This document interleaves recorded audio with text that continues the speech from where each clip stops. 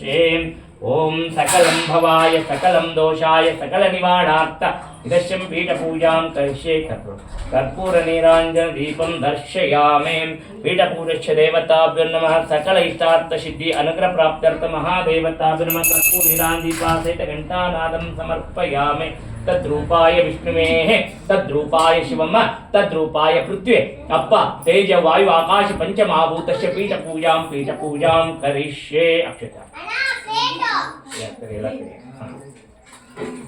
पृथ्वी पूजे वायु पंचतत्वಗಳು ಪೀಠ ಅಂದ್ರೆ ಈ ಭೂಮಿ ಅಂತ ಸ್ಥಾಪಯಾಮೆ ಪೂಜೆಯಾಮೆ ನೆಕ್ಸ್ಟ್ ಇದನ್ನ ಪೂಜೆ ಅದೇನು ರೇಣುಕಾಚಾರ್ಯರು ಆದಿ ಪಂಚಾಚಾರ್ಯರು ಪಂಚತತ್ವಗಳಿಂದ ಇರ್ತಕ್ಕಂಥದ್ದು ಪಂಚಾಚಾರ ಕಲಶ ಇದು ಅಂತ ಅಂದ್ಕೊಂಡ್ಬಿಟ್ಟು ಮಾಡೋದು ಶುದ್ಧೋದಕ ಸ್ಥಾನಂ ಸಮರ್ಪಯಾಮೆ ಶುದ್ಧೋ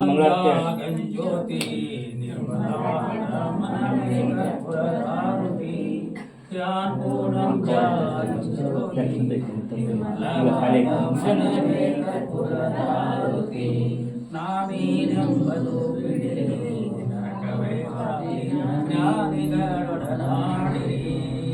ನಾನೇನೆಂಬುದು ಬಿಡಿರಿ ನರಕವೇ ಪ್ರಾಪ್ತಿ ಜ್ಞಾನಿಗಳೊಡನಾಡಿರಿ ಈನ ವಿಷಯದ ಆಸೆ ಎಂದುಳಿದು ಗುರುವಿನ ಈನ ವಿಷಯದ ಆಸೆ ಎಂದುಳಿದು ಗುರುವಿನ ಜ್ಞಾನವೇ ಗತಿ ಎಂದು ಮನವೊತ್ತಿ ಬೆಳಗಿ ಜ್ಞಾನಪೂರ್ಣಂ ಜಾಗಂ ಜ್ಯೋತಿ ನಿರ್ಮಲವಾದ ಮನವೇ ಕರ್ಪೂರಹಾರುತಿ ಅಷ್ಟವರ್ಣದ ಮಗನ ಸರು ಶಿವನೆಂದು ಕರೆಯಿರಿ ಜ್ಞಾನಪೂರ್ಣಂ ಜಾಗಂ ಜ್ಯೋತಿ ನಿರ್ಮಲವಾದ ಮನವೇ ಕರ್ಪೂರದಾರುತಿ ಅನುದೀನ ಗುರುವಿನ ಅನುಗೂಡಿ ಭಕ್ತಿಯಲ್ಲಿ ಅನುದೀನ ಗುರುವಿನ ಅನುಗೂಡಿ ಭಕ್ತಿಯಲ್ಲಿ ಜನನ ಮರಣ ರಹಿತ ಜಂಗಮಕ್ಕೆ ಬೆಳಗಿರಿ ಜ್ಞಾನಪೂರ್ಣ ಜಾಗಂ ಜ್ಯೋತಿ ನಿರ್ಮಲವಾದ ಮನವೇ ಕರ್ಪೂರದಾರುತಿ ओम अरशंभु महादेव विरूपाक्ष त्रिलोचन दया सिंधो दीनबंधो रक्षा रक्ष महेश्वर माया समुद्र पतितमनंतु कलुष मामुद्रा महेश भक्तवत्सला सांब सदा शिवार्पणमस्तु यशो नाम रूपभ्यां या देवी सर्वमंगल त्रयो संसरणार्थं सरतां शिव सांबजे नमः पार्वते पते शिव हर हर महादेव पंचाचर महाराज की श्रीमद्वरद शंकर महाराज की भद्रकाली समेत वीरभद्र महाराज की मानवा धर्म के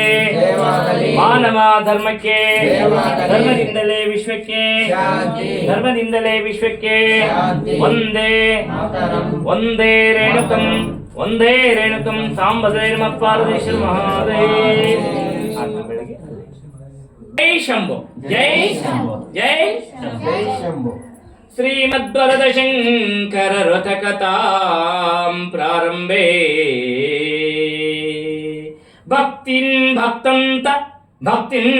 भक्तंत भक्तथो भक्तप्रियाय भक्ताय भक्तवृंदाय भक्तहृदयवासी भक्तरायिष्टार्थ सिद्ध्यर्थ भक्तोपराधीनश्च भक्तोद्धारश्च भक्ता वंदितश्च तस्यादेवाय कैलासपुरवासी भगवान् पार्वती प्रिय महानंदनाय नमस्तुभ्यं नमो नमः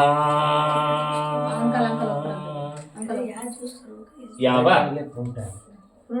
ಕರ್ಮದ ಫಲವಾಗಿ ಜನಿಸಿದಂತ ಮನುಷ್ಯರು ಕರ್ಮದ ಫಲವಾಗಿ ಜನಿಸಿದಂಥ ನಾವು ಮನುಷ್ಯರೆಲ್ಲರೂ ಈ ಕರ್ಮದ ಫಲವು ದೂರವಾಗಬೇಕಾದರೆ ಧರ್ಮ ಅರ್ಥ ಕಾಮ ಮೋಕ್ಷ ಚತುರ್ವಿಧ ಫಲಪ್ರಾಪ್ತಿಗಾಗಿ ಸಕಲ ಭೋಗಕ್ಕಾಗಿ ಸಕಲ ಇಚ್ಛಿತಕ್ಕಾಗಿ ನಾವು ಏನು ಮಾಡಬೇಕು, ಏನು ಮಾಡುವುದರಿಂದ ನಮ್ಮ ಮನಸ್ಸಿನ ಇಷ್ಟಾರ್ಥಗಳು ಸಿದ್ಧಿಯಾಗುತ್ತವೆ, ಏನು ಮಾಡುವುದರಿಂದ ಸಂಸಾರ ಸಾಗರವನ್ನು ದಾಟಿ ಭಗವಂತನಲ್ಲಿ ನಾವು ಪ್ರೀತಿಗೆ ಪಾತ್ರರಾಗುತ್ತೇವೆ ಅನ್ನುವಂಥ ವಿಚಾರವನ್ನು ವರದಶಂಕರನ ವೃತ್ತದ ಅಧ್ಯಾಯದಲ್ಲಿ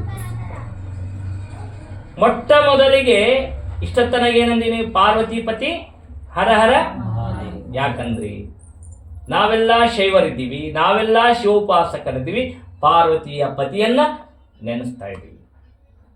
ವೈಷ್ಣುಪಾಸಕರು ಏನ್ ಮಾಡ್ತಾರ? ಲಕ್ಷ್ಮೀರಮಣ ಗೋವಿಂದ, ಲಕ್ಷ್ಮೀರಮಣ ಗೋವಿಂದ ಗೋವಿಂದ ಅಂತ. ಅವ್ರು ಯಾರು ನೆನೆಸ್ತಾರ?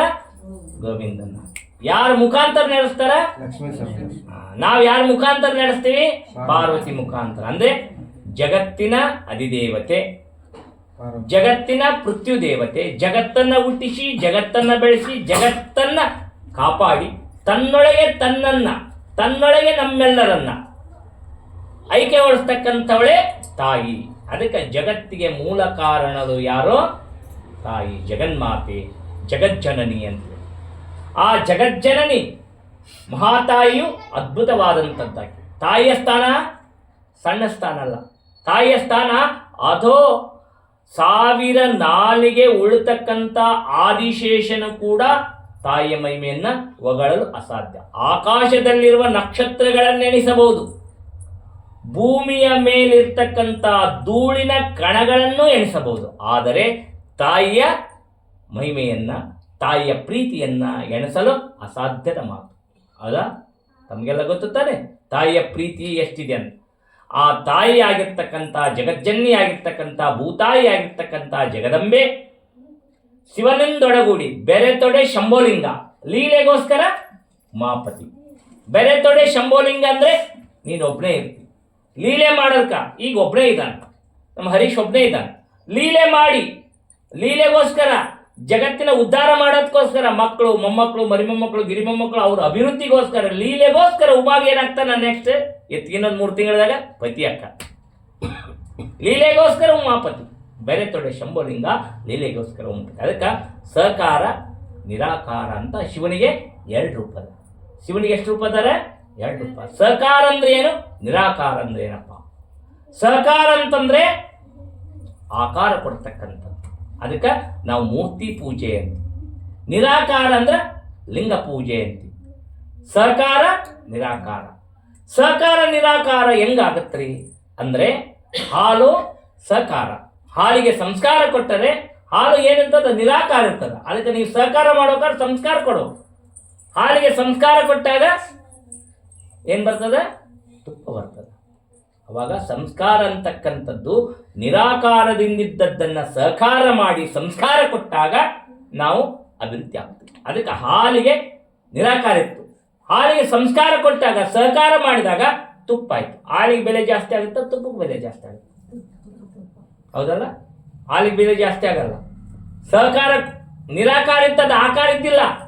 ಆಕಾರ ಕೊಟ್ಟಾಗ ಸಹಕಾರದಲ್ಲಿರ್ತಕ್ಕಂಥ ಪರಮಾತ್ಮ ನಿರಾಕಾರವಾಗಿ ಲಿಂಗರೂಪನಾಗಿ ಅವ ಮೂರ್ತಿ ಪೂಜೆ ಮತ್ತು ಲಿಂಗ ಪೂಜೆ 2ರಲ್ಲಿ ಬಂದ. ಅದಕ್ಕೆ ಬೆರೆತೊಡೆ ಶಂಭೋಲಿಂಗ, ಲೀಲೆಗೋಸ್ಕರ ಉಮಾಪತಿ ಅಂತಕ್ಕಂಥ ಪೂಜೆ ವರದ ಶಂಕರ ಪೂಜಾ. ಜಗತ್ತ ಸೃಷ್ಟಿ ಇರಲಿಲ್ಲ. ಏನಿರಲಿಲ್ಲ?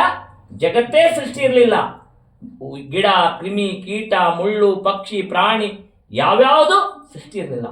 ಆವಾಗ ಬಂದಂಥ ರಥ ಇದು. ಅಪರ ನಮ್ಗೆ ಭಾಳ ಕಷ್ಟ ಆಯ್ತು. ನಮ್ಮ ಹುಡುಗಿ ಓದವಲ್ದು. ಅಪರ ನಮ್ಮ ಹುಡುಗಿ ಭಾಳ ಮಂಡ ಆಗಿಬಿಟ್ಟಾಳ. ಯಾರು ಹೇಳಿದ್ದು ಕೇಳವಳು, ಸ್ವಲ್ಪ ಏನಾರ ಮಾಡಿ. ನಾವು ಗಂಡೆಂಟಿ ಚಂದ ಅದೇವಿ, ಇನ್ನೊಬ್ರು ನೋಡಿಬಿಟ್ಟು ಹೊಟ್ಟೆ ಹುಡ್ಕೊಳಕತ್ತಾರ.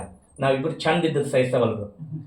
ಅವ್ರಿಗೆ ಏನು ಹೊಟ್ಟೆ ಹುಡ್ಕೊಂಡು ನಮಗೆ ದೋಖ ಆಗ್ಬಾರ್ದು, ಬೇರೆಯವ್ರ ದೃಷ್ಟಿ ಬೀಳ್ಬಾರ್ದು. ನಮ್ಗೇನಾರ ಮಾಡ್ರಿ, ಏನಾರ ದಾರಿ ಕೊಡ್ರಿ ಅಂತಕ್ಕಂಥದ್ದನ್ನು ಬಂದು ತಾವೆಲ್ಲ ನಮ್ಮ ಮಠಕ್ಕೆ ಬಂದು ಕೇಳ್ತೀರಿ ತಾನೆ. ಆಗ ಜಗತ್ತೇ ಸೃಷ್ಟಿ ಇರಲಿಲ್ಲ. ಯಾರನ್ನ ಕೇಳಬೇಕು? ಯಾವ್ದಾರ ಪೂಜೆ ಹೇಳಿದೀವಿ ಮಾಡಕ್ಕೆ ಹೂವಿನ ಕಡ್ಡಿಲ್ಲ, ಕರ್ಪಿಲ್ಲ, ಧೂಪಿಲ್ಲ, ದೀಪಿಲ್ಲ, ನೈವೇದ್ಯ ಇಲ್ಲ. ಏನೇನು ನಿರಾಕಾರ. ಅದಕ್ಕೆ ಆಕಾರನೇ ಇರಲಿಲ್ಲ. ನಿರಾಕಾರ ಜಗತ್ತು. ಅವಾಗ ವರದ ಶಂಕರ ವ್ರತ ಬೆಳಕಿಗೆ ಬಂತು. ಆ ವರದ ಶಂಕರ ವ್ರತ ಯಾವ ರೀತಿ ಬೆಳಕಿ ಬಂತು, ಯಾರು ಮಾಡಿದ್ರು, ಯಾರು ಅದನ್ನ ಫಲವನ್ನ ಅನುಭವಿಸಿದರು, ಮತ್ತು ಈ ಭೂಲೋಕಕ್ಕೆ ಯಾವ ರೀತಿಯಾಗಿ ಬಂತು ಅಂತಕ್ಕಂಥ ವಿಸ್ತಾರವಾಗಿ ಹೇಳ್ತಕ್ಕಂಥದ್ದೇ ವರದ ಶಂಕರನ ಪೂಜೆಯ ಮಹಿಮೆ. ಅರ್ಥ ಆಯ್ತ್ರಿ ಭಕ್ತಾದಿಗಳೇ? ಅದಕ್ಕೆ ವರದ ಶಂಕರನ ಪೂಜೆ ಹೇಳುವರು, ಕೇಳುವರು, ಮಾಡುವರು, ಮಾಡಿಸುವವರು, ನೋಡುವರು. ಅವರ ಇಚ್ಛಿತ ಮನೋಫಲ ಎಷ್ಟೇ ಕಠಿಣವಿದ್ರೂ ಅದು ಇಚ್ಛಾರ್ಥಿದ್ದಿ 27 ದಿನದಲ್ಲಿ ಒಂದು ನಕ್ಷತ್ರ ತಿರುಗಿ ರಿಪೀಟ್ ಆಗ್ಕೊಂಡು 27 ನಕ್ಷತ್ರ, 7 ವಾರ, 9 ಗ್ರಹಗಳು, 12 ರಾಶಿಗಳು, ಈ ಚಕ್ರಗತದಲ್ಲೇ ಜೀವನ ಇರ್ತದ. 27 ದಿನದೊಳಗೆ ನಿಮ್ಮ ಮನಸ್ಸಿನ ಅಪೇಕ್ಷೆ ಆ ಭಗವಂತ ಭಕ್ತಿಯಿಂದ ಕೇಳಿದರೆ ಖಂಡಿತ ಕೊಡ್ತಾನಂತ ಹೇಳುತ್ತಾ ಇವತ್ತಿನ ವರದ ಶಂಕರ ವ್ರತದ ಕಥೆಯನ್ನು ನಮ್ಮ ಇಂದುಧರಯ್ಯ ಸ್ವಾಮಿ ಶ್ರೀಮತಿ ಅಶ್ವಿನಿ ಇವರ ಗೃಹ ಭದ್ರಕಾಳಿ ಸಮೇತ ವೀರಭದ್ರೇಶ್ವರ ನಿಲಯದಲ್ಲಿ ನಾವು ಇವತ್ತ ಮಾಡ್ತಾ ಇದ್ದೀವಿ. ಇದು ನನ್ನ ಮತ್ತೆ ನನ್ನ ಮಗಳು ಅತಿಗೆ ಕೊಟ್ಟು ಇದನ್ನ ಕಥೆ ನೀವು ನೋಡಂದ್ರೆ ಶಿವಸಾಂಬಜಯ ನಮಃ ಪಾರ್ವತೇಶ್ವರ ಮಹಾದೇವ.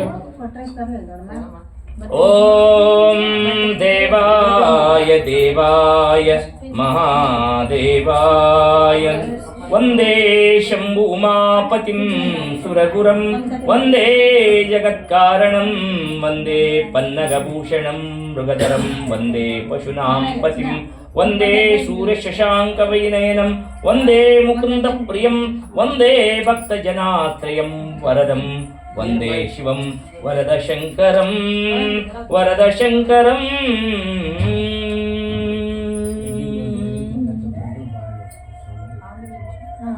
ಜ್ಯೋತಿರ್ಮಯ ರೂಪಾಯ ಜ್ಯೋತಿರ್ಮಯ ನಿರ್ಮಲ ಜ್ಞಾನ ಓಂ ಶಿವಾಯ ಶಾಂತಾಯ ಬ್ರಹ್ಮಣೇ ವರದ ಶಂಕರ ಲಿಂಗಾಯ ನಮಃ.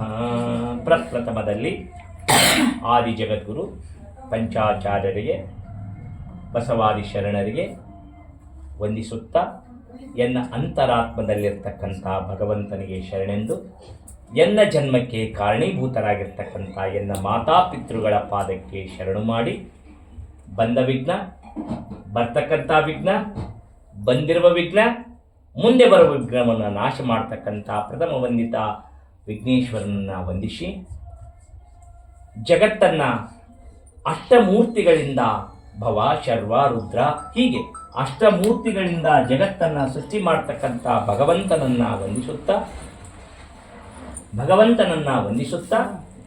ವರದ ಶಂಕರನ ವ್ರತದ ಕಥೆಯನ್ನು ಪ್ರಾರಂಭ ಮಾಡೋಣ. ಇವತ್ತಿನ ದಿನ ಪೂಜೆಯಲ್ಲಿ ಪಾಲ್ಗೊಂಡ ತಮ್ಮೆಲ್ಲರಿಗೂ ಸುಖ, ಫಸ್ಟ್ ಏನು ಬೇಕು ಎಲ್ಲರಿಗೂ? ಸುಖ, ಶಾಂತಿ, ನೆಮ್ಮದಿ, ಆರೋಗ್ಯ, ಆಯುಷ್ಯ, ವಿದ್ಯಾ, ಧನ, ಸಂಸಾರದ ಅಡೆತಡೆ, ಇಷ್ಟಾರ್ಥ ಸಿದ್ಧಿ ಅನುಗ್ರಹ ಮಾಡಲಿ ಎನ್ನುತ್ತಾ ಈ ವರದ ಶಂಕರನ ವ್ರತದ ಕಥೆಯನ್ನು ಪ್ರಾರಂಭ ಮಾಡುತ್ತಿದೆ. ಹಿಂದೆ ನೈಮಿಷ ಅರಣ್ಯವಾಸಿಗಳಾದಂತಹ ಶೌನಕಾದಿ ಮುನಿಗಳು ಸಮಸ್ತ ಮಂಗಲಕ್ಕಾಗಿ, ಸಮಸ್ತ ಜೀವಿಗಳಿಗೆ ಒಳಿತನ್ನು ಮಾಡುವ ಉದ್ದೇಶಕ್ಕಾಗಿ ನೈಮಿಷ ಅರಣ್ಯವಾಸಿಗಳಾದಂತಹ ಶೌನಕಾದಿ ಮುನಿಗಳು ಸೂತ ಪುರಾಣಿಕನನ್ನು ಪ್ರಶ್ನೆ ಮಾಡುತ್ತಾರೆ. ಏನಂತ ಪ್ರಶ್ನೆ ಮಾಡಿದ್ರು? ಸೂತ ಸೂತ ಮಹಾಪ್ರಾಜ್ಞ ಪುರಾಣ ಜ್ಞಾನ ಸಾಗರ ವದಾಕ್ಯಾಂ ಸುಪುಣ್ಯಶ್ಚ ವದಾಕ್ಯಾಂ ದೇವತಾ. ಸೂತ ಪುರಾಣಿಕರ ಬಳಿಗೆ ಹೋಗಿ, ಸೂತ ಪುರಾಣಿಕರೇ, ಯಾವ ಧರ್ಮಾಚರಣೆಯಿಂದ, ಯಾವ ಕಾರ್ಯದಿಂದ ಮನಸ್ಸಿನ ಇಚ್ಛಿತ ಮನೋಫಲವನ್ನು ಹೊಂದಬಹುದು ಅಂತ ಯಾವುದಾದರೂ ಸತ್ಕತೆ ಇದ್ದರೆ ಹೇಳು ಅನ್ನುವಂಥ ಪ್ರಶ್ನೆಯನ್ನು ಶೌನಕಾದಿ ಮಹಾಮುನಿಗಳು ಸೂತ ಪುರಾಣಿಕನನ್ನು ಪ್ರಶ್ನೆ ಮಾಡ್ತಾ ಇದ್ದಾರೆ. ಅದಕ್ಕೆ ಸೂತ ಮಹಾಮುನಿಗಳು, ಸೂತ ಪುರಾಣಿಕರೇ, ಶೌನಕಾದಿ ಮಹಾಮುನಿಗಳು ಸೂತ ಪುರಾಣಿಕರು ಹೇಳಕ್ಕೆ ಪ್ರಾರಂಭ ಮಾಡಿ, ಶೌನಕಾದಿಗಳೇ, ನೀವು ಮಾಡಿದಂತಹ ಪ್ರಶ್ನೆಗೆ ಅತ್ಯುತ್ತಮವಾದ ಉತ್ತರವಿದೆ, ಹೇಳುತ್ತೇನೆ ಕೇಳಿ. ಬಂದಂಥ ಕಷ್ಟವನ್ನು ಹೋಗಲಾಡಿಸಿದಾಗಿ, ಅಷ್ಟ ಐಶ್ವರ್ಯ ಭೋಗ ಭಾಗ್ಯ ಕೊಡ್ತಕ್ಕಂಥದ್ದಾಗಿ, ಬೇಡಿದವರಿಗೆ ಬೇಡ ಇಷ್ಟಾರ್ಥವನ್ನು ಕೊಡ್ತಕ್ಕಂಥದ್ದಾಗಿರ್ತಕ್ಕಂಥ ದೇವಾದಿದೇವನ ಸಾಂಬ ಸದಾಶಿವನ ರಥವಿದೆ. ಅದಕ್ಕೆ ಶ್ರೀಮದ್ ಮಹಾಪ್ರಸಾದಿ ವರದ ಶಂಕರ ರಥ ಅನ್ನುತ್ತಾರೆ. ಈ ರಥವನ್ನು ಮಾಡುವುದರಿಂದ ಎಲ್ಲ ಇಷ್ಟಾರ್ಥಗಳು ಸಿದ್ಧಿಯಾಗುತ್ತವೆ ಅನ್ನುವಂಥ ವಿಚಾರವನ್ನು ಶೌನಕಾದಿ ಮಹಾಮುನಿಗಳು ಸೂತ ಪುರಾಣಿಕರು ಹೇಳ್ತಾ ಇದ್ದಾರೆ. ಶೌನಕಾದಿ ಮಹಾಮುನಿಗಳಿಗೆ ಸೂತ ಪುರಾಣಿಕರು ಮತ್ತೆ ಮುಂದುವರಿಯುತ್ತಾ ಹೇಳ್ತಾ ಇದ್ದಾರೆ, ಜಗತ್ ರಕ್ಷಕನಾಗಿರ್ತಕ್ಕಂಥ, ಜಗತ್ತನ್ನು ನಡೆಸ್ತಕ್ಕಂಥ ಪರಮಾತ್ಮನು ರಜೋರೂಪಿಣಿಯಾಗಿರ್ತಕ್ಕಂಥ ಬ್ರಹ್ಮನಿಗೆ ಆ ರಥವನ್ನು ಉಪದೇಶ ಮಾಡಿದ್ದಾನೆ. ಆ ಬ್ರಹ್ಮನಿಗೆ ಉಪದೇಶ ಮಾಡಿದ್ದಾನೆ, ಆ ಬ್ರಹ್ಮನೇ ಆ ರಥವನ್ನು ಮಾಡಿದ್ದಾನೆ ಅನ್ನುವಂಥ ವಿಚಾರ ಹೇಳ್ತಾ ಇರುವಾಗ ಮತ್ತೆ ಶೌನಕಾದಿ ಮಹಾಮುನಿಗಳು ಸೂತ ಪುರಾಣಿಕರೇ ಪ್ರಶ್ನೆ ಮಾಡ್ತಾರೆ. ಓ ಮಹಾದೇವ ಸೂತ ಪುರಾಣಿಕರೇ, ಪುರಾಣ ಬಲ್ಲವರಾಗಿರ್ತಕ್ಕಂಥ ಜ್ಞಾನ ಸಮುದ್ರವೇ ಇರ್ತಕ್ಕಂಥ ತಮಗೆ ಶರಣು ಮಾಡುತ್ತಾ ಬ್ರಹ್ಮನಿಗೆ ಭಗವಂತ ಯಾವ ಕಾಲದಲ್ಲಿ ಆ ರಥವನ್ನು ಹೇಳಿದ, ಯಾವ ಕಾಲದಲ್ಲಿ ಬ್ರಹ್ಮ ಆ ರಥವನ್ನು ಮಾಡಿದ, ಅದನ್ನು ಸವಿಸ್ತಾರವಾಗಿ ಹೇಳಬೇಕೆಂದೆನಲು ಆಗ ಶೌನಕಾದಿ ಮಹಾಮುನಿಗಳು ಸೂತ ಪುರಾಣಿಕರಿಗೆ ಶೌನಕಾದಿ ಮಹಾಮುನಿಗಳು ಸೂತ ಪುರಾಣಿಕರು ಹೇಳಕ ಪ್ರಾರಂಭ ಮಾಡ್ತಾರೆ. ಸಂರಕ್ಷಿತ ಪ್ರಜಾಯೇನ ಬಹುಸಂಖ್ಯಾಚ ಅಂದರೆ ಜಗತ್ತೇ ಸೃಷ್ಟಿ ಇರಲಿಲ್ಲ. ಸರ್ವಂ ಜಲಮಯಂ ಇದಂ ಜಗತ್ತ, ಸರ್ವಂ ಜಲಮಯಂ ಜಗತ್ತ, ಸರ್ವವು ನೀರಿನಲ್ಲಿ ತುಂಬಿ ತೋಡ್ತಾ ಇತ್ತು. ಆವಾಗ ಭಗವಂತ ತನ್ನ ರೂಪದಿಂದ ಜಗತ್ತನ್ನು ಸೃಷ್ಟಿ ಮಾಡಬೇಕೆಂಬಂಥ ಸೌದ್ದೇಶದಿಂದ ತನ್ನ ಕೊರಳಲ್ಲಿರ್ತಕ್ಕಂಥ ವಾಸುಕೆ ಅಂದ್ರೇನು? ತನ್ನ ಕೊರಳಲ್ಲಿರ್ತಕ್ಕಂಥ ವಾಸುಕೆ ಅಂದ್ರೇನು? ಆ ವಾಸುಕೆಯನ್ನ ಮಹಾದೇವ ಜಲ ಇತ್ತಲ್ಲ, ನೀರ್ಮಯಂ ಜಗತ್ತಿತ್ತು, ಆ ವಾಸುಕೆಯನ್ನು ತೆಗೆದುಬಿಟ್ಟು ಕೊರಳಲ್ಲಿ ಆ ನೀರಿನಲ್ಲಿ ಹಾಕಿದ. ಅದು ಒಂದು ಅಂಡವಾಗಿ ವಾಸುಕೆಯು ಏನಾಯ್ತು, ಸುಂದಿ ಸುತ್ಕೊಂಡು ಕೂತ್ಕೊಂಡು ಆ ವಾಸುಕೆಯ ಮಂಚದ ಮೇಲೆ, ಹಾವಿನ ಮಂಚದ ಮೇಲೆ ಈಶ್ವರವಾಗಿರ್ತಕ್ಕಂಥ ಭಗವಂತ ತನ್ನ ಸ್ವರದಿಂದ ಒಂದು ಜೀವವನ್ನು ಉತ್ಪತ್ತಿ ಮಾಡಿ ಹಾಕಿದ. ಆ ಜೀವ ಉತ್ಪತ್ತಿ ಮಾಡಿ ಹಾಕಿದ, ಅದು ಮಲ್ಕೊಂತು ಯೋಗ ನಿದ್ರಾಸಕ್ತನಾತು, ತನ್ನ ಮಾಯಿಂದ ಹೋಗಿಬಿಟ್ಟು ಭಗವಂತ. ಆ ಹಾವಿನ ಸಿಂಬಿಯೊಳಗೆ ಒಂದು ಜೀವ ಉತ್ಪತ್ತಿ ಮಾಡಿ ಹೋದ. ಅಲ್ಲಿ ಏನೂ ಇಲ್ಲ, ಏನಿದೆ? ನೀರಿದೆ. ಆ ನೀರಿನಲ್ಲಿ ಹಾವಿದೆ. ಹಾವಿನ ಮೇಲೆ ಮಂಚ ಆಗೈತಿ, ಸುತ್ತಕೊಂಡೈತಿ. ಆ ನೀರಿನ ಮೇಲೆ ಅದ್ರ ಮೇಲೆ ಜೀವಾತ್ಮವಾಗಿರ್ತಕ್ಕಂಥ ಒಂದು ಭಗವಂತ ಸೃಷ್ಟಿ ಮಾಡಿ ಅವನೇ ನರನಾರಾಯಣ ಮಹಾವಿಷ್ಣುವಾದ ಯೋಗ ನಿದ್ರಾಸಕ್ತನಾದ ಮಗುಬಿಟ್ಟು. ತೊಟ್ಲದ ಪಾಪ ಆಗಿದ್ರೆ ಪಾಪ ಏನು ಮಾಡ್ತದ್ರಿ ತಾಯಂದ್ರ? ತೊಟ್ಲದ ಪಾಪ ಆಗಿ ತೂಗಿದ್ರೆ ಏನು ಮಾಡ್ತದ? ಮಲಗ್ಬೋದು. ಆ ರೀತಿ ಹಾವಿನ ಸಿಂಬಿಯೊಳಗ ಜೀವಾತ್ಮ ಉತ್ಪತ್ತಿ ಆಗಿರ್ತಕ್ಕಂಥ ಭಗವಂತ ಯೋಗ ನಿದ್ರಾಸಕ್ತನಾದ, ಗಾಢವಾಗಿರ್ತಕ್ಕಂಥ ನಿದ್ದೆ ಹತ್ಯದ. ಯಾರಿಗೆ? ಮಹಾವಿಷ್ಣುವಿಗೆ. ಯೋಗ ನಿದ್ರಾಸಕ್ತನಾಗಿಬಿಟ್ಟದ. ಅದಕ್ಕೆ ಈಶ್ವರ ಈಶ್ವರ ಈಶ್ವರ ಇಲ್ಲಿ ಕೇಳಿ ಬಂಧುಗಳೇ, ಈಶ್ವರ ಈಶ್ವರ ಎಷ್ಟು ವ್ಯತ್ಯಾಸ? ಈಶ್ವರ ಅಂದ್ರೆ ಉಸಿರಾಟ, ಈಶ್ವರ ಅಂದ್ರೆ ಭಗವಂತ. ಇಷ್ಟೇ ವ್ಯತ್ಯಾಸ. ಈಶ್ವರ ಈಶ್ವರ ಎಷ್ಟು ವ್ಯತ್ಯಾಸ?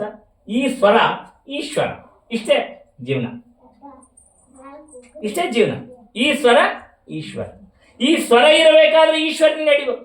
ಈ ಸ್ವರ ಹೋದ ನಂತರ ಈಶ್ವರ ಅಂದ್ರೆ ಈಶ್ವರನೇ ಇರಲ್ಲ. ಈ ಸ್ವರ ಇರಲಿವರೆಗೆ ಮಾತ್ರ ಈಶ್ವರ ಇರ್ತಾರೆ. ಈ ಸ್ವರ ಹೋಗ್ಬೇಕಾದ್ರೆ ಈಶ್ವರ ಇರಂಗಿಲ್ಲ ಬಂಧುಗಳೇ. ಆವಾಗ ಪರಮಾತ್ಮ ತನ್ನದೇವಾಗಿರ್ತಕ್ಕಂಥ ಸ್ವರವನ್ನ, ಅಂದ್ರೆ ಸ್ವರ ಅಂದ್ರೆ ಉಸಿರು, ಈಶ್ವರ ಉತ್ಪತ್ತಿ ಮಾಡಿ ಅದನ್ನು ಹಾಕಿದ. ಯೋಗ ನಿದ್ರಾಸಕ್ತನಾದ, ಮಕ್ಕೊಂಬಿಟ್ಟ. ಮಕ್ಕೊಂಡರು ನಿದ್ದೆ ಹತ್ತಿದರು, ಸತ್ತರು ಸಮಾಂತಿ.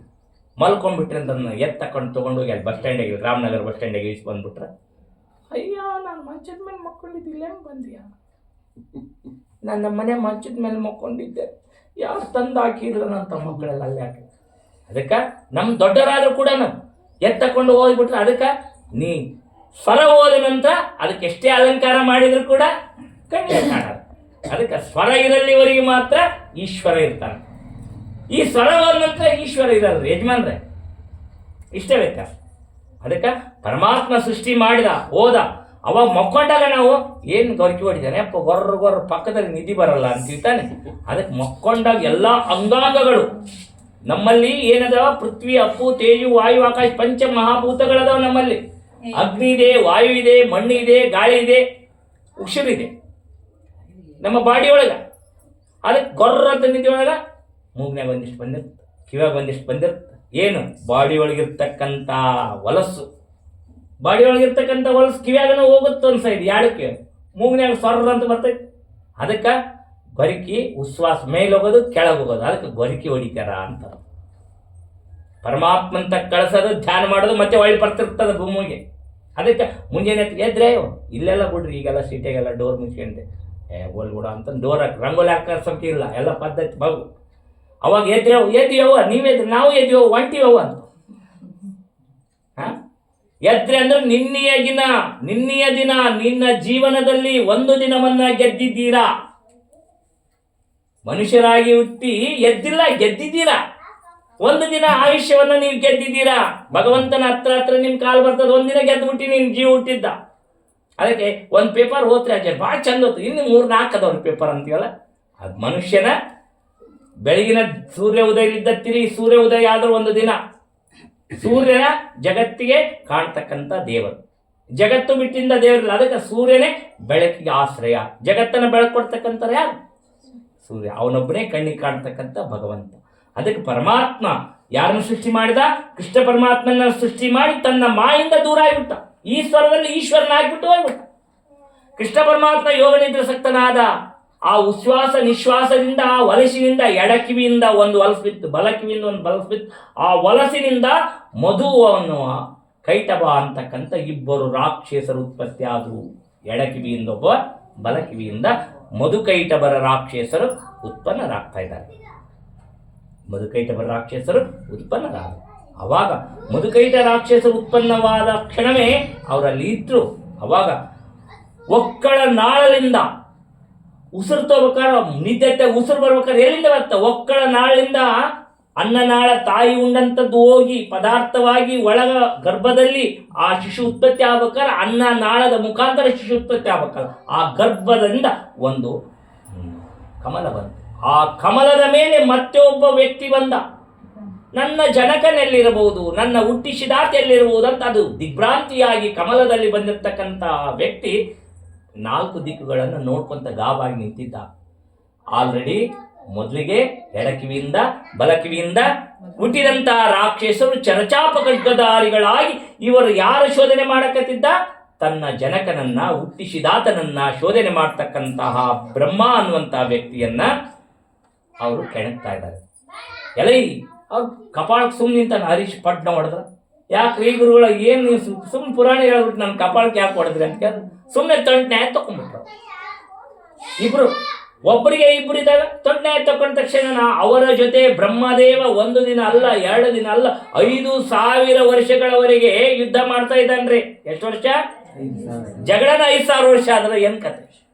ಅವಾಗ ಬ್ರಹ್ಮಗ ಕೈ ಸೋತು ಮೈ ಸೋತು, ನಾನು ಏನ್ ಮಾಡ್ಲಪ್ಪ, ನನ್ನ ಹುಟ್ಟಿಸ್ತಾತ ಯಾರದನೋ ಗೊತ್ತಿಲ್ಲ, ಇಲ್ಲೊಬ್ಬ ಮಕ್ಕಂಬಿಟ್ಟ ಉಸ್ವಾಸ ಗುರ್ರು ಗುರ್ರು ಅಂತಿದ್ವಿ ಹೊಡ್ಕಂತ, ನಾನೊಬ್ಬ ಇವರಿಬ್ರು ಅದಾರ, ಅವರಿಬ್ರು 3 ಜನ ಆತವ್ರು. ಎಷ್ಟು ಜನ ಅದರಲ್ಲೇ? 4 ಜನ ಇದ್ದಾರೆ. 24 ಜೀವರಾಶಿ ಸೃಷ್ಟಿ ಇಲ್ಲ. ಎಲ್ಲಿ ಕಣ್ಣಿ ಕಾಣ್ತದ ಅಲ್ಲಿವರೆಗಿನ ನೀರಿದೆ. ಅವಾಗ ಬ್ರಹ್ಮದೇವ, ಯಾರೋ ಭಗವಂತ ನೀನು ಯಾರೋ ಗೊತ್ತಿಲ್ಲ, ನನ್ನ ಸುಮ್ಮನೆ ಕೆಣಕ್ತಾ ಇದ್ದ, ಇವರಿಂದ ನನ್ನನ್ನು ರಕ್ಷಣೆ ಮಾಡುವಂತನ್ನು ಶರಣಾಗತ ಜಿನಾರ್ಥ ಪರಿತ್ರಾಣ ಪಾರಾಯಣ ಹರಿತ್ರಾಂ ಸರ್ವತ್ರಾಯಿಮಾಂ ರಕ್ಷಿಷಂ ಇದಂ ಮಹಾದೇವಂ ನಮೋಸ್ತುತೇ. ಶರಣಾಗತ ವತ್ಸಲ, ಭಕ್ತ ಪರಿಪಾಲಕ, ಈ ದುರುಳ ರಾಕ್ಷಸರಿಂದ ನನ್ನನ್ನ ರಕ್ಷಿಸು. ಇದಕ್ಕೆ ಮಹಾವಿಷ್ಣುವೇ ಸಮರ್ಥ. ಅವನೀಗ ಯೋಗ ನಿದ್ರೆಯಲ್ಲಿದ್ದಾನೆ. ಅವನನ್ನು ಎಚ್ಚರಗೊಳಿಸಿ ನನಗುಂಟಾದ ಕಷ್ಟವನ್ನ ದೂರ ಮಾಡು ಜಗತ್ಪ್ರಭು ಅಂತ ಯಾರು ಪ್ರಾರ್ಥನೆ ಮಾಡ್ತಾ ಇದ್ದಾರೆ? ಬ್ರಹ್ಮದೇವ ಪ್ರಾರ್ಥನೆ ಮಾಡಿದ. ಬ್ರಹ್ಮನ ಪ್ರಾರ್ಥನೆಯಂತೆ ಅಶರೀರವಾಣಿ ಒಂದು ಬಂತು. ಅಶರೀರವಾಣಿ ಅಂದ್ರೆ ಏನ್ರಿ ಬಂಧುಗಳೇ? ಅಶರೀರವಾಣಿ ಅಂದ್ರೆ ಏನು? ಅಶರೀರವಾಣಿ ಅಂದ್ರೆ ಏನು?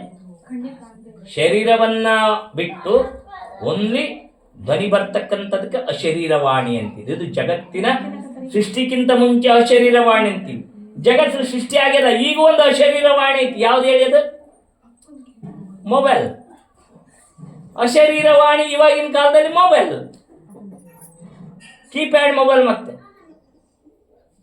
ಟಚ್ ಪ್ಯಾಡ್ ಮೊಬೈಲ್ ಅಲ್ಲ, ಕೀಪ್ಯಾಡ್ ಮೊಬೈಲ್. ಅಶರೀರವಾಣಿ ಅದು. ನಮ್ಮ ಸರಸ್ವತಿ ಅಮ್ಮ ಅಂತ ಕೈತಾರೆ ಕೀಪ್ಯಾಡ್. ಅದು ಶರೀರ ಅಷ್ಟೇ ಕಾಣಲ್ಲ, ಬರೇ ಅಶರೀರದ, ಶರೀರ ಕಾಣೋದಲ್ಲ, ಬನ್ನಿ ಮಾತ್ರ ಕೇಳ್ತಾ ಇರ್ತದೆ. ಜಗತ್ತು ಸೃಷ್ಟಿಗಿಂತ ಮುಂಚೆ ಬ್ರಹ್ಮದೇವನಿಗೆ ಅಶರೀರವಾಣಿ ಆಯ್ತು. ನೋಡ್ರಿ, ಜಗತ್ತು ಸೃಷ್ಟಿ ಆದ ನಂತರ ಮೊಬೈಲ್ ಬಂದು ಮನುಷ್ಯ ಕಂಡಿಡ್ದ. ಅದನ್ನು ನಿಮ್ಗೆ ಹೇಳ್ತಾ ಇರೋದು ನಾನು. ಜಗತ್ತಿನ ಮುಂಚೆ ಅಶರೀರವಾಣಿಯಿಂದ ಭಗವಂತನ ವಾಣಿವಂತ. ಎಲೈ ಬ್ರಹ್ಮದೇವ, ಚಿಂತೆ ಮಾಡಬೇಡ, ನಿನ್ನ ಚಿಂತೆ ದೂರಕ್ಕೋಸ್ಕರ ಒಂದು ಪೂಜೆ ಇದೆ, ಅದನ್ನು ನೀನು ಮಾಡು ಅಂತ. ಅಶರೀರವಾಣಿ ಆಯ್ತು. ಬ್ರಹ್ಮದೇವ, ನಿನ್ನ ಚಿಂತೆ ದೂರವಾಗಬೇಕಾದ್ರೆ ಒಂದು ಪೂಜೆ ಐತಿ ಮಾಡನ್ನು. ಯಾವುದೈತಪ್ಪ? ಅದನ್ನು ಖಂಡಿತ ಮಾಡುತ್ತೇನೆ ಅನ್ನುವಂಥ ಸಂಕಲ್ಪ. ಎಲೈ ಬ್ರಹ್ಮದೇವ, ವರದ ಶಂಕರ ಅಂತಕ್ಕಂಥ ಪೂಜೆ ಇದೆ, ಅದನ್ನು ಮಾಡು, ಖಂಡಿತ ನಿನಗೆ ದುಃಖದಿಂದ ದೂರ ಆಗುತ್ತೀಯ ಅಂತ ಶರೀರವಾಣಿ ಆದ ತಕ್ಷಣ ನಾವೆಲ್ಲ ಅಂತೀವಿ, ಸಂಕಟ ಬಂದಾಗ ಸಂಕಟ. ಅವಾಗ ಶಾಂತದೇವ್ ಬಂದು, ಅಪ್ಪ ನನ್ನ ಮಗಳಿಗೆ ಭಾಳ ಓದೋವಳ್ಳೋಳು, ಇಂದಮ್ಮ ಇಂಥ ಪೂಜೆ ಮಾಡಿಸ್ಬಿಡು, ಇಂಥ ಪೂಜೆ ಮಾಡಿ ಗ್ಯಾರಂಟಿ ಆಗುತ್ತೆ ಅಪ್ಪ ಮಾಡಿ. ಗ್ಯಾರಂಟಿ ಆಗ್ಬೇಕು. ಗ್ಯಾರಂಟಿ. ಆ ಪೂಜೆ ಮಾಡಿಸ್ತೀನಂತ ಸಂಕಲ್ಪ ಮಾಡಿದ್ಲು, ಸಂಕಟ ಬಂದಿತ್ತು, ಸಂಕಲ್ಪ ಮಾಡಿದ್ಲು. ಪರಂತು ಏನಾಯ್ತ ಕತೆ ಮುಂದೆ ನೋಡ. ಬ್ರಹ್ಮದೇವ ಅಶರೀರವಾಣಿ ಆದ ಕೂಡಲೇ ವರದ ಶಂಕರ ಪೂಜೆ ಮಾಡುತ್ತೇನೆಂದು ಸಂಕಲ್ಪ ಮಾಡಿದ. ಕೇವಲ ಮಾಡಿದ ಸಂಕಲ್ಪಕ್ಕೆ ಯೋಗ ನಿದ್ರೆಯಲ್ಲಿರ್ತಕ್ಕಂಥ ವಿಷ್ಣುವಿಗೆ ಎಚ್ಚರವಾಗ್ತಾ ಇದೆ. ಸಂಕಲ್ಪ ಮಾಡಿದಕ್ಕೆ ಮಾತ್ರ ಎಚ್ಚರ ಆಯ್ತು. ಬ್ರಹ್ಮನ ಜೊತೆ ಜಗಳವಾಡ್ತಕ್ಕಂಥ ಮಧುಕೈಟವರ ರಾಕ್ಷಸರನ್ನ ನೋಡಿರ್ತಕ್ಕಂಥ ವಿಷ್ಣು ಕನಿಕರದಿಂದ ಎಲೈ ದುಷ್ಟಾತ್ಮರೇ, ಏತಕ್ಕೋಸ್ಕರ ಅವನ ಜೊತೆ ಜಗಳ ಕಾಯ್ತಾ ಇದ್ದೀರಿ ಅಂದಾಗ ಮಾಡಿದರಿಗೆ ಬಂದು ಮಾಡಿದರಿಗೆ ಬಿಟ್ಟು ನೋಡಿದರಿಗೆ ಬಂತು. ಬ್ರಹ್ಮದೇವನಿಗೆ ಯಾಕೆ ಜಗಳ ಮಾಡ್ತೀರಿ ಅಂತ ಕೇಳಿದ ತಕ್ಷಣನ ವಿಷ್ಣುವೇ ಕೇಳಿದ.